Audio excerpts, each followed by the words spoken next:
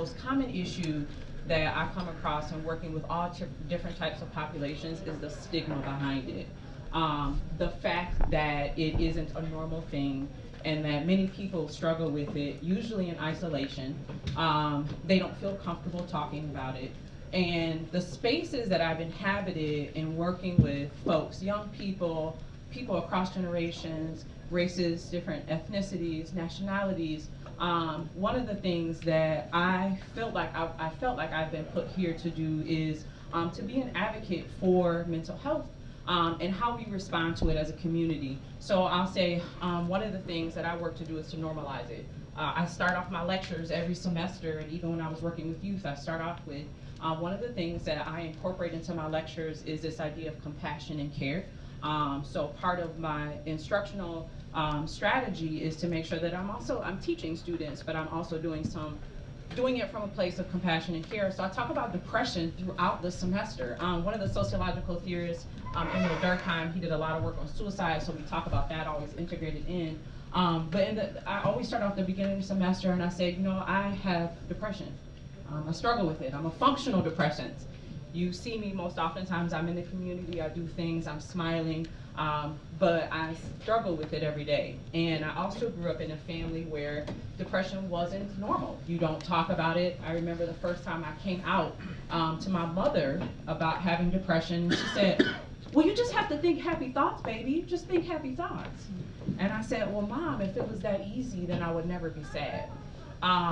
And so with that, I entered into therapy and I did a lot of work, self-healing work. And part of that self-healing work was that I wanted to make sure that people, if they were in my presence and in my space, would have the opportunity to feel validated in what they were feeling and not offer them advice or wisdom on how not to be sad, and that it was a very real place to sit in and that it was okay. So with the students in my classroom, it was so interesting. So after the first time I did this in one of my classes, I had a line of students show up to my office individually and cry to me and say, I've never told anyone about this, but I have depression.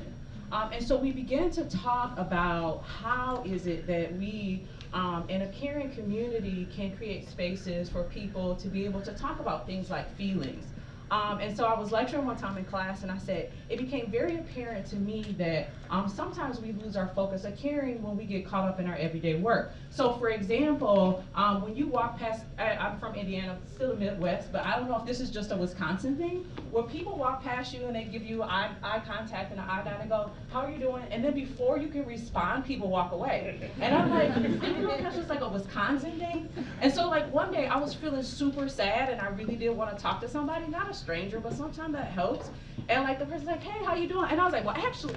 And so they like walked away from me and I was like, oh my God, I didn't even get a chance to tell them my response. And so I talked to a friend and she called me on the phone and I was like, hey girl, I'm so sad. And she was like, girl, you know what, let's just go out. And I was like, okay, so she doesn't really care about how I feel. And not in a bad type of way that she avoided the conversation with me about my feelings because she could probably sense there were feelings of sadness. And I used to get really angry at my mom because she didn't have depression and she didn't understand it. And she would say things to me that seemed invalidating and insensitive. And so part of me struggling and dealing with my depression was also understanding how it impacted my family.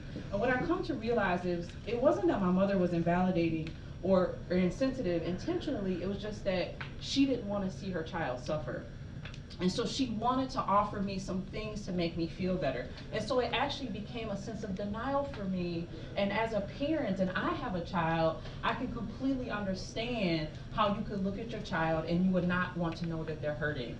And then if you know that they're hurting, to be able to find some real ways to fix the hurt. And something with depression, if it's something that's a part of your chemical makeup, that it isn't as easy as offering some very kind words or doing something very nice. And so I say that all of that to say where for me, as someone who has been an advocate also because of my personal experience, one of the things that I've really been working on is building beloved communities with folks.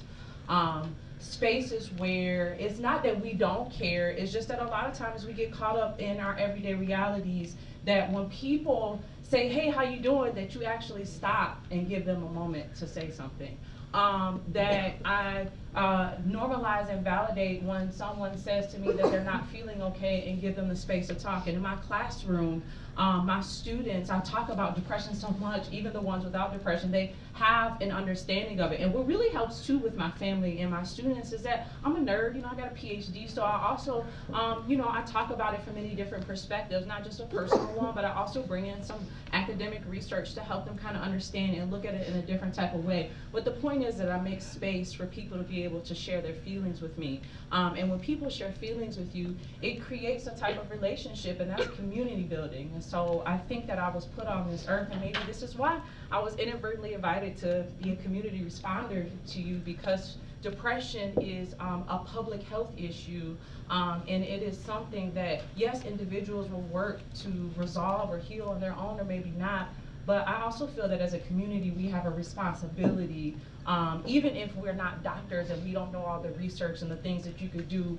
One of the things that I know that works is that I create beloved communities with my students. I make myself one of those people that when my students walk in the classroom and they go, "Hey professor, how you doing?" I share, and then when I walk past them and say, "Hey, how are you doing?" I actually stop and listen. So that's all I have to say. If anybody has any questions or want to talk to me.